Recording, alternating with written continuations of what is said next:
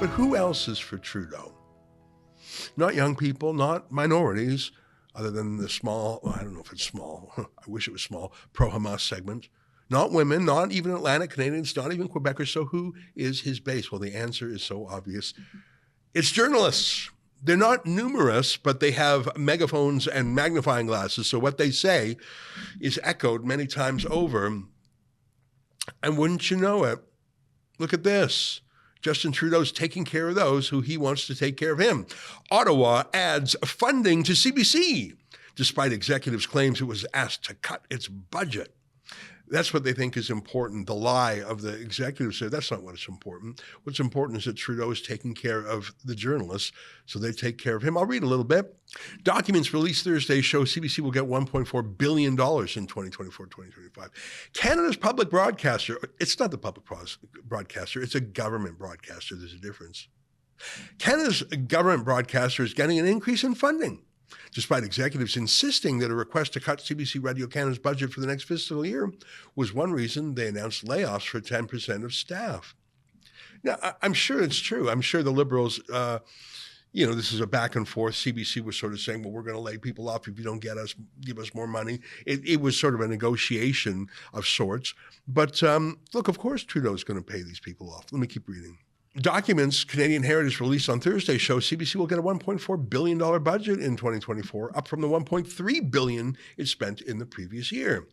The increase amounts to $96.1 million, which the department says is primarily attributable to salary increases following the ratification of collective agreements. Oh, so they're all getting raises. You heard it? Did you get a raise last year?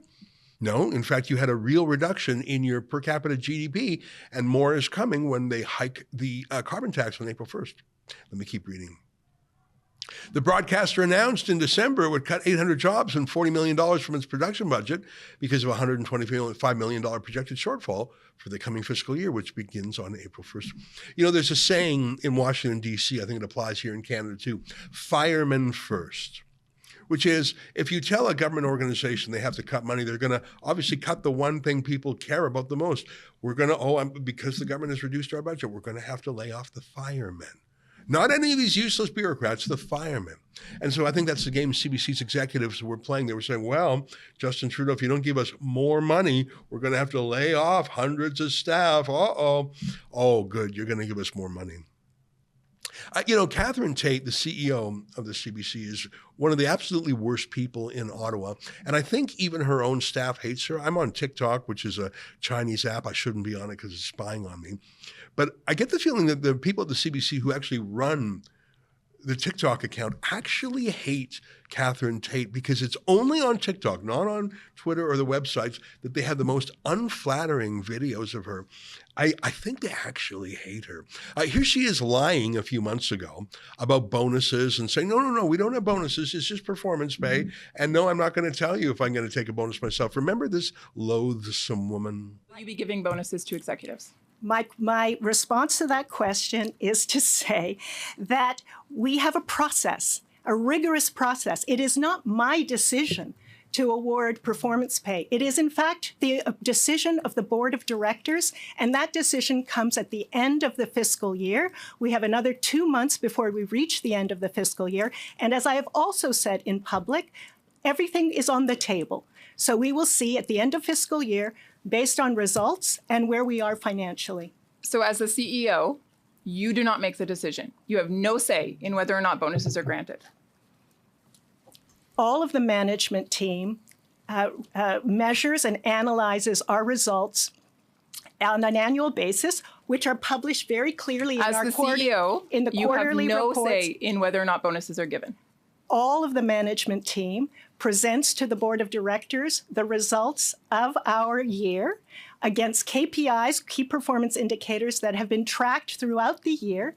And based on the analysis and the results, the board of directors makes its decision. I should just point out, perhaps of interest, for example, last year, We did not meet 2 of our KPIs, Ms. Tate, and our thank you. bonus I'll go level to my was next reduced. question. It's just really weird to me that someone who lives in New York City would be hired to run the Canadian Broadcasting Corporation. I know for at least the first part of her tenure, she would commute back and forth from New York. She would fly in because she cares about carbon emissions. You see, it's really weird to me that a New Yorker is running the CBC, but it's all about politics.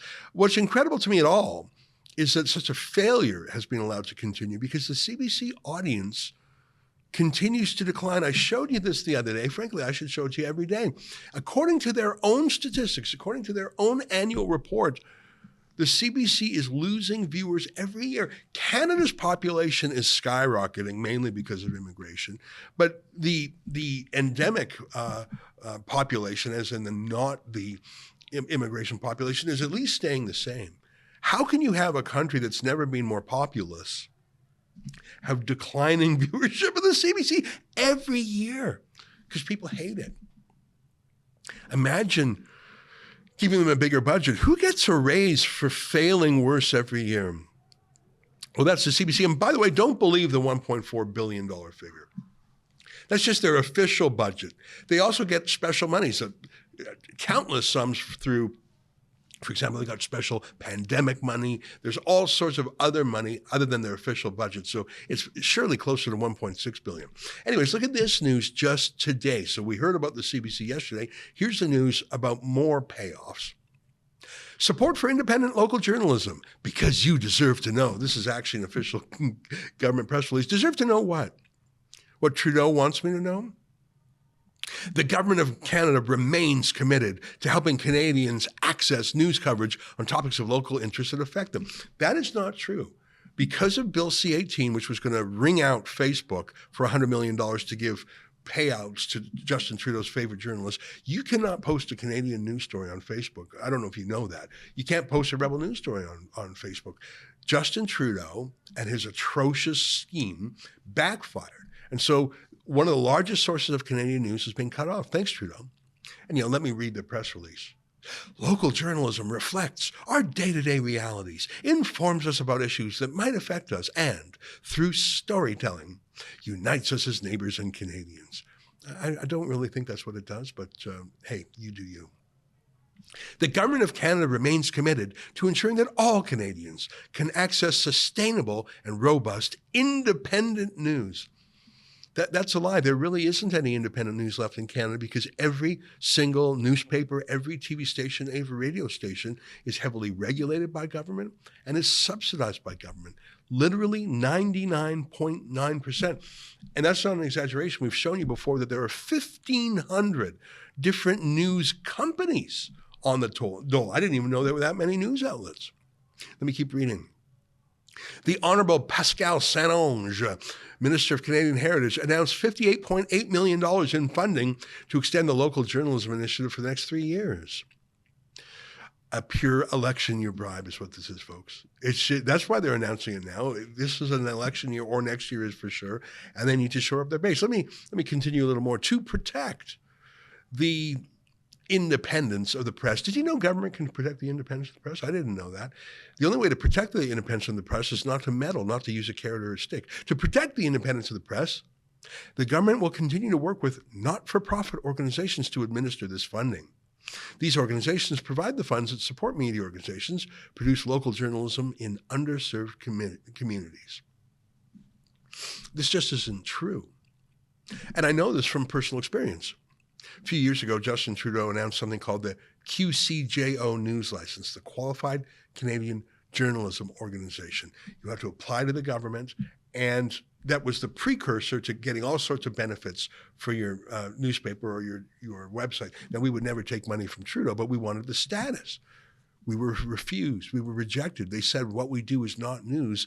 They said less than 1% of what we do is news, and they denied us. Just like the hand-picked debates commission that Trudeau set up denied us as well. It is a lie to say that this is independent, and it is a lie to say that this is being done at arm's length from government. But look, I got to tell you this, folks. Bribing journalists like this, it's not going to save them. In fact, it's going to drag the media down with them, because every day that the journalists of this country mimic the liberals of this country, they absorb the hatred that's directed at the Liberals. I'd like to see polling for journalists the same way I see polling for politicians. I think it's not going to save either the Liberals or the newspapers, but it will explain a lot of the editorial decisions that you see by the regime media this year.